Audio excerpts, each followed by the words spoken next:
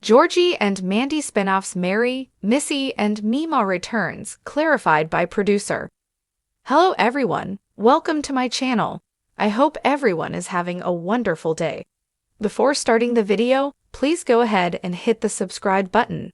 And give this video a like up. This article is part of a directory. Georgie and Mandy's first marriage. Release date, cast, story, trailer, and everything we know about the Young Sheldon spin-off. Executive producer Steve Molero confirms Mary, Missy, and Meemaw will only appear in the first 2 episodes of Georgie and Mandy's first marriage.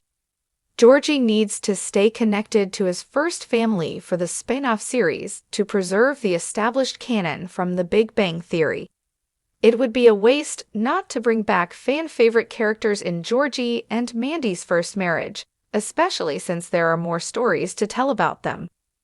One key detail in Mary, Missy, and Meemaw's returns in Georgie and Mandy's first marriage is clarified by executive producer Steve Molero. After George's death and subsequent funeral in young Sheldon, life goes on for the Coopers. Sheldon is in Pasadena, California, starting his post-grad studies at Caltech, while the rest of the family moves on with their lives in Medford, Texas. For Georgie and Mandy, that involves raising baby Cease and navigating their new marital status in Georgie and Mandy's first marriage. However, they will spend more time with the McAllisters instead of Georgie's family. That said, Mary, Missy, and Meemaw will still appear in Georgie and Mandy's first marriage. However, instead of being series regulars like in Young Sheldon, Molero clarifies that they will only be appearing in the first 2 episodes of the show in a new interview with TV Line. Beyond that, there is no confirmed information. Read his full quote below. Georgie and Mandy's first marriage is confirmed to pick up just a few months after the Young Sheldon finale. Because there's not much separation between the shows, CBS can easily continue the Cooper story from the Big Bang Theory prequel. This means that the new expansion series needs to feature Georgie's side of the family. For context, Georgie and Mandy are not moving out of Medford. Instead, they're only living across town from his childhood home. Not seeing them with Missy, Mary, and Meemaw will raise questions about their whereabouts or the status of their relationships with the couple. Georgie and Mandy's first marriage cannot preserve the established canon if Georgie barely sees them in the spin-off. Secondly, The Big Bang Theory mandates that Mary and Missy remain in regular contact with Georgie.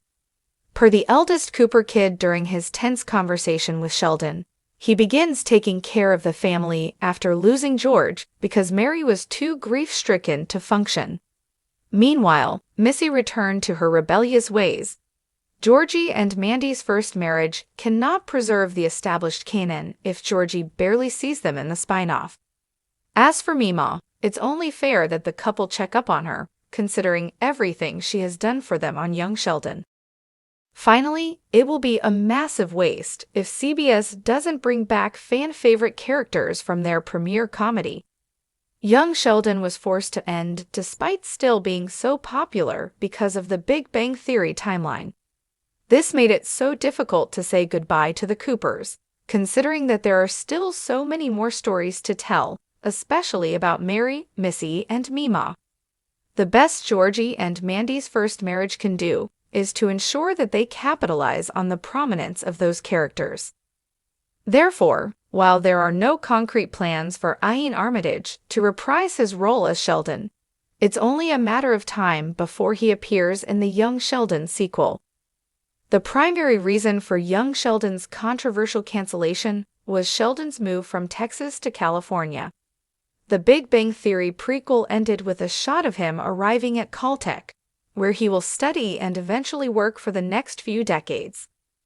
That said, it's also worth noting that before he really settles down in Pasadena, he is expected to come back to Texas, especially since he still doesn't have a solid social circle on the West Coast.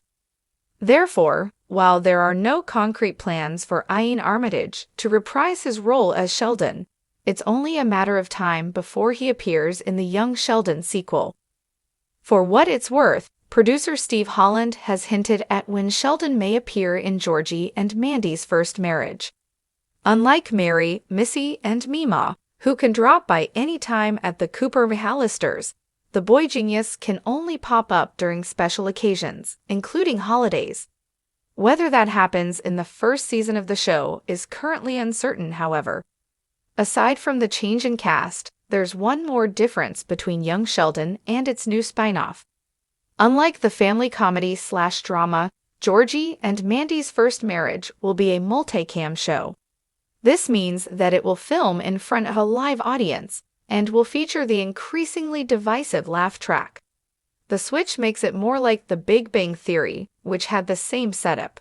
Production for the show has already started, with people involved in the project, including Emily Osment, confirming their returns to the set. Given this change in setup, it will be interesting to see how the young Sheldon cast will perform in Georgie and Mandy's First Marriage. While there is no doubt that they will still be as great as their respective characters, the format change can also have an impact on the way they present themselves. It will show them in a different light that could offer another layer to their performance. Perhaps CBS may even be convinced to bring some of these familiar guest stars as recurring characters after seeing them on the stage. Thanks for watching this video. Please subscribe to our YouTube channel and stay with us.